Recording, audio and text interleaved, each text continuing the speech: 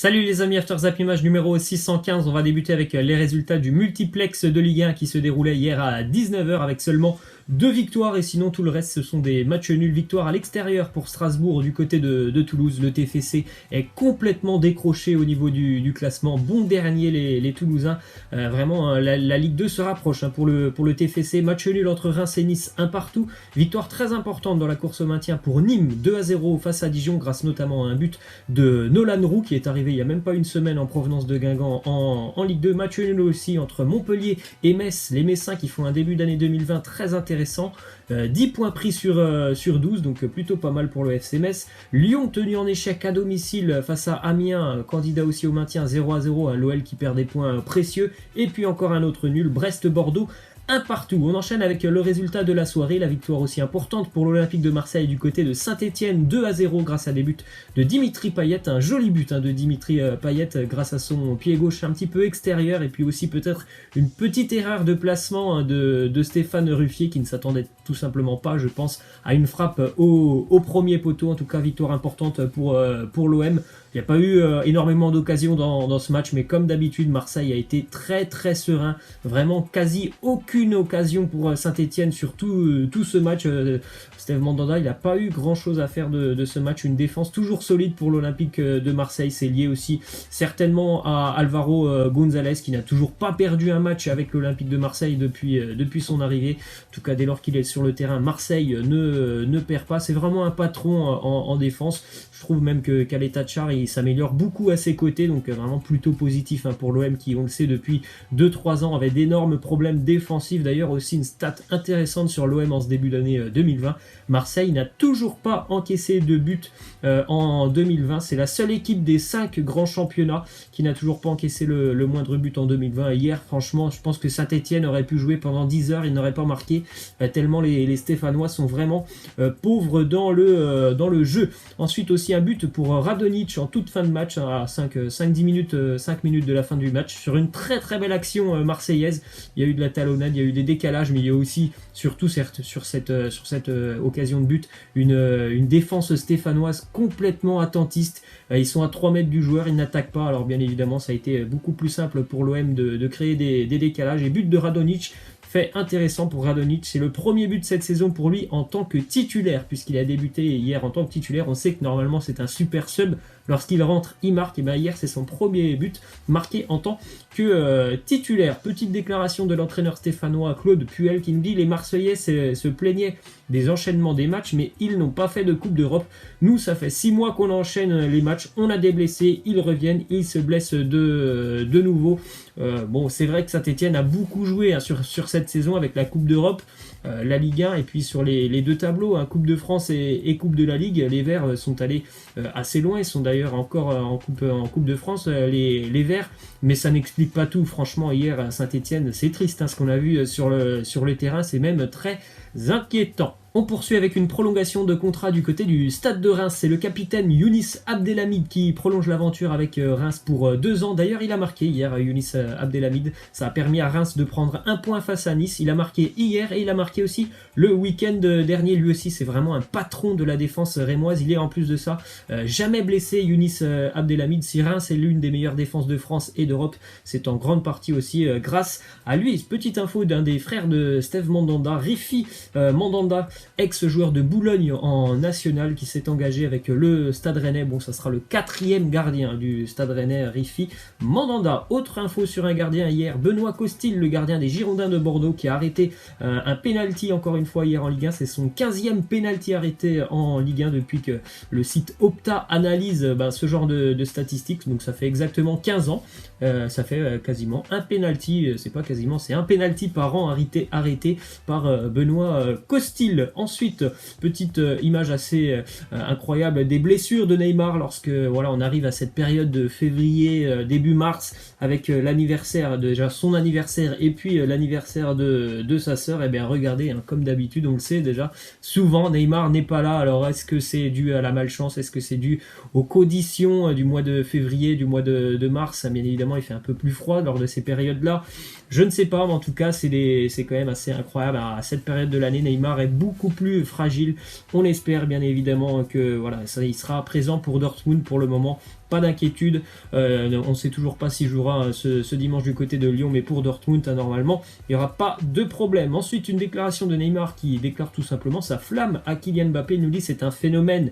Il a le potentiel pour devenir l'un des meilleurs joueurs de l'histoire. L'avoir comme partenaire est un immense honneur. Nous nous entendons très bien sur le terrain et en dehors aussi. Je l'aime. Voilà, c'est une déclaration très franche de Neymar envers Kylian Mbappé. C'est vrai qu'on les voit, les deux sont très complices, comme il le dit, que ce soit sur le terrain ou en dehors. Ce sont vraiment deux personnes qui s'apprécient énormément. On poursuit les amis avec quelques infos du côté du FC Barcelone suite à la blessure de Ousmane Dembélé. Regardez les statistiques de Dembélé qui pour le moment avec le Barça depuis son arrivée n'a joué que 74 matchs sur 148 possibles, avec 59 matchs manqués déjà pour lui pour cause de blessures tout simplement, 13 blessures différentes et 15 matchs aussi manqués pour suspension ou non sélection. C'est dire quand même que voilà, c'est on va dire 2-3 premières années pour Dembélé du côté de Barcelone qui sont assez compliquées, et surtout son corps qui maintenant vraiment le gêne énormément. Ensuite, déclaration de l'entraîneur Quique Sétienne justement sur le cas Dembélé. Il nous dit: je suis triste pour lui car je l'ai vu travailler avec beaucoup d'intensité pour revenir. J'étais content à l'idée de son retour car je sais qu'il peut beaucoup apporter à l'équipe. Il faut attendre de voir combien de temps il sera indisponible. En tout cas, bon, ça semble être une indisponibilité assez longue pour Ousmane Dembélé. Et malheureusement pour les Catalans, il ne faudra surtout pas de blessure jusqu'à la fin de saison. Je pense que là le groupe est déjà assez diminué. Ensuite on continue avec une info qui concerne Gérard Piqué. Hier lors de l'entraînement, il s'est entraîné tout simplement à l'écart du groupe catalan. On rappelle que pour le moment le Barça ne peut compter que sur deux défenseurs centraux, Samuel Umtiti et Clément Lenglet, la paire, le duo français. Jean-Claire Todibo a été prêté sur ce mercato du côté de Schalke. Donc bon, pour Gérard Piqué, il est quand même dans le groupe ce soir lors du déplacement du Barça du côté de Bilbao en Coupe du Roi, mais déjà il ne jouera pas dimanche puisqu'il est suspendu.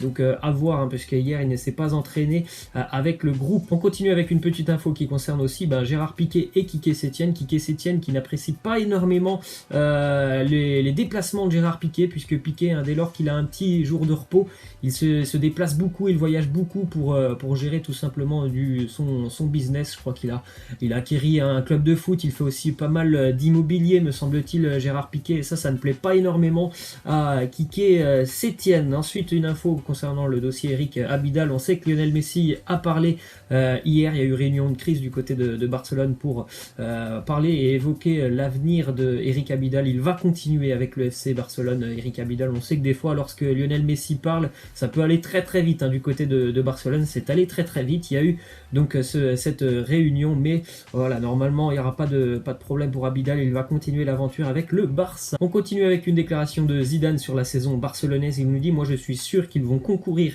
jusqu'au bout pour les différents titres. Barcelone n'aura jamais de faiblesse. Bon, je pense que le Barça n'est pas en très grande forme actuellement, mais bien évidemment ça restera un sérieux client déjà en Liga et puis en Ligue des Champions. On verra, on est encore très très loin des demi-finales ou finales de Ligue des Champions. Le Barça aura un match déjà, ou une double confrontation face à Naples qui sera intéressante à suivre. Ensuite, du côté de l'Atlético Madrid, on envisage pourquoi pas que ça soit la fin de cycle tout simplement pour Diego Simeone, donc que ça soit l'été prochain ou peut-être en cours de saison, étant donné que l'Atlético a quand même beaucoup de mal. Et bien on a déjà pensé à un nom pour le remplacer. Ça serait un autre Argentin, Mauricio Pochettino, l'ex-entraîneur et excellent entraîneur de Tottenham. Ensuite, du côté de Chelsea, on aura une sacrée enveloppe mercato pour l'été prochain. On sait que les Blues ont été privés de mercato pendant quasiment un an et demi. 150 millions de livres pour les Blues sur le prochain mercato, avec notamment des noms qu'on connaît. Ce ne sont pas des nouvelles rumeurs. On a Dembélé, Sancho, Timo Werner ou encore Hakim Ziyech qui serait dans les petits papiers, notamment de Frank Lampard. On enchaîne les amis avec ces petites statistiques du côté de Liverpool. Les indestructibles d'Anfield. Regardez, certains joueurs n'ont plus connu la défaite depuis quasiment 60 matchs avec Liverpool. C'est le cas de Sadio Mané, 59 matchs. Mohamed Salah, c'est 50 matchs. Oxlade-Chamberlain, 24 matchs. Alisson, 28 depuis déjà août 2018. C'est là qu'il est arrivé. Donc lui, il n'a jamais connu la défaite tout simplement avec Liverpool à domicile. Petite info aussi sur les Reds pour l'avenir en Ligue des Champions. Takumi Minamino a été inclus dans la liste UEFA de Liverpool pour disputer la phase finale de Ligue des Champions. C'est un bon renfort vraiment au milieu de terrain. Ensuite, quelques infos entre l'Italie et l'Angleterre déjà pour démarrer. Manchester a fait de Kalidou Koulibaly sa priorité pour le prochain mercato. Manchester et United, on sait que le président napolitain a d'ores et déjà dit que normalement il pourrait y avoir un départ de Kalidou Koulibaly sur le mercato estival. Ensuite, le club de Parme qui a annoncé dans un communiqué avoir écarté Gervinho du groupe parmesan parce que tout simplement il s'est trop absenté dernièrement, Gervinho, puisqu'il était aussi en train de négocier un contrat du côté de Al Saad, club entraîné par Xavi actuellement. Donc on va suivre ça dans les prochains jours. Résultat hier entre la Lazio et le surprenant promu, le Hellas Vérone, 0-0. La Lazio rate le coche, ils auraient pu revenir juste derrière la Juve, 0-0. Le Hellas, c'est une équipe vraiment très très accrocheuse. Ils ont fait un nul le week-end dernier du côté de Milan, nul là du côté de la Lazio. Samedi, je crois qu'ils vont du côté de Turin pour affronter la Juve. C'est une équipe surprenante. La Lazio est quand même bien évidemment à 4 points de la Juve et à 1 point de l'Inter. On aura d'ailleurs ce week-end un Lazio Inter. Ensuite, deux petites infos en Allemagne, éloigné des terrains depuis le 22 octobre.